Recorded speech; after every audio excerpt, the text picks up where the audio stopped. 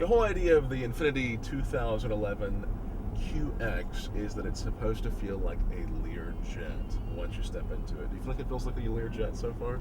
It's really comfortable. Yeah, those seats are big. It's like first class Learjet.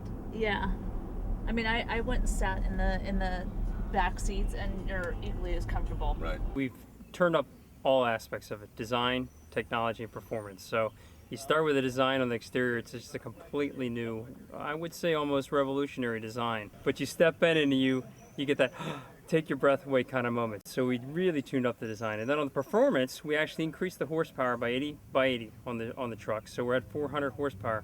But at the same time, we went and got a better fuel economy. So we increased the fuel economy by 2 miles per gallon. And then beyond that technology, well, it's absolutely loaded to with technology. The round view monitor system. So you can use this for parking, for maneuvering in tight locations, but basically if you put in here, you start to see some of the different cameras. For example, right now on the left-hand side, we're seeing a camera that's showing us directly in front. So if you're pulling into a parking space with a wall, you can see how close you're actually getting to that wall. We also have sensors as well. Then off to the right, you see this kind of top-down view.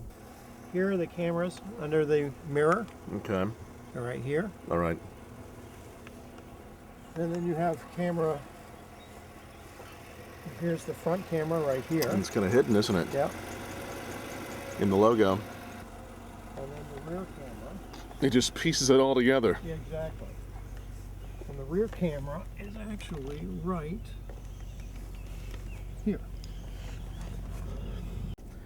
If we put it into here, you'll see basically essentially the view of the car. And if you were to pull into a parking spot, you could actually see the lanes of the parking slot. So you can actually line yourself up with the lines perfectly.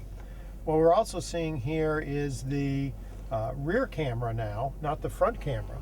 And we can toggle back and forth. For example, this is showing a 150-degree angle off the back of the vehicle. Say you were backing out of a parking space and you wanted to slowly back up, you want to see if something was coming on either side of traffic, you'd hit wide angle and all of a sudden it's 180 degrees. So you can see anything coming out from either side as you back out of On the vehicle. back end of the 180. Exactly. Wow, that's really something. And then the other neat thing is what we call the side camera, which is now on the right, which is if you're parking, parallel parking, and you have a curb. A lot of times people will either be too far from the curb or they'll be so far up to the curb that basically will be scraping the wheels.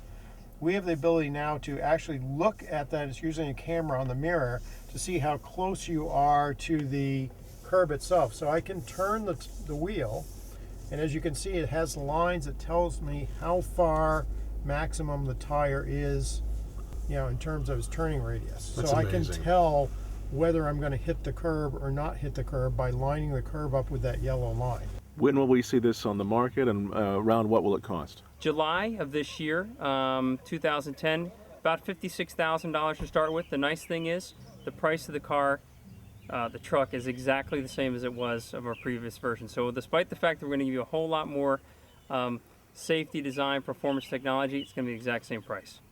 Do you actually refer to it as a truck or SUV? I mean, how do you describe it? This is a truck. This is really a truck. And when I say truck, SUVs are trucks as well. But this is a body on frame. So, you have a full rigid frame under there. And the reason we had to do that was because this vehicle has to pull trailers.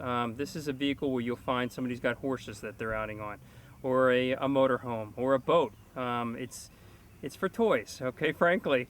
And so we've equipped it to pull up to 8,500 pounds, and so it truly has a truck frame underneath. So when this light goes on, it means someone is in our blind spot. Yeah. That light right there is indicating someone was in our blind spot, then it goes off. And if you were to try to pull over in that period of time or change lanes, the car would actually jerk you back into it. Right. Lane departure warning and prevention, right. We have two systems. One is a system down here which you can turn on. It uses a camera that's located up here. Basically, it is looking for following the line in the road. And if you start to go at an angle, looks like you're going to go over that line, it basically will beep you and warn you to come back. But we've decided to take one step further. What we're using is what we call lane departure prevention, which you can decide to turn on or off. And what it does is uses essentially the VDC system, the stability control system, to basically gently, if you start going over that line, to gently pull you back into the right lane of traffic again. It's not, you can steer through it. It's not like it's very intrusive or anything, but it just gives you a little nudge and pulls you back. Motherproof.com, what do you think of this car? Well, my first impressions are positive. I think I need to wait until I can actually get my family in the car and get the kids' perspective. But so far I like it. It has plenty of room, easy to get in and out of, you know, for young kids and older people as well. And what's your favorite thing that you've, I mean, what stood out most to you? This is kind of a funny one, but I love the heated steering wheel, especially in Colorado in winter. You turn that button on and all of a sudden it feels like you have your hands wrapped around a cup of hot cocoa. It's good stuff.